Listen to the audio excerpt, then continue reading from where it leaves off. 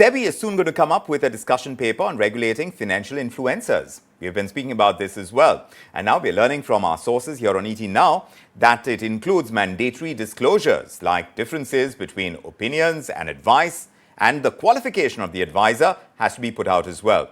Let's find out about this. Ankur Mishra, who was trying to join us earlier, is joining us on this story to tell us about what these mandatory disclosures have to be when it comes to financial influencers. Ankur, what have we learned about it? Yes, we had told you earlier that SEBI is going to regulate social media influencers and guidelines for on works. Now we understand is that the draft paper is almost ready. A discussion paper is likely to be released very soon. As far as the details of discussion paper are concerned, what we understand is that the differentiation between an advice or an opinion needs to be mandatory for social media influencers, whether they are giving this recommendation as an advice or it is just an opinion.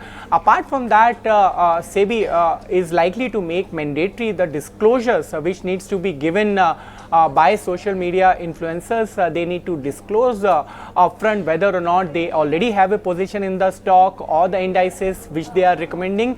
So those disclosures are likely to be mandatory, but there are several aspects which SEBI is looking into this matter, because this also come under the ambit of free speech, whether or not somebody can have an opinion or not. So all these considerations will be there in the discussion paper which is going to be released very soon. But SEBI is definitely going to act on the complaints of several of the retail investors who claim to have been duped by the social media influencers, and also on individual cases like you would have seen 1 month back there were orders which was released by SEBI.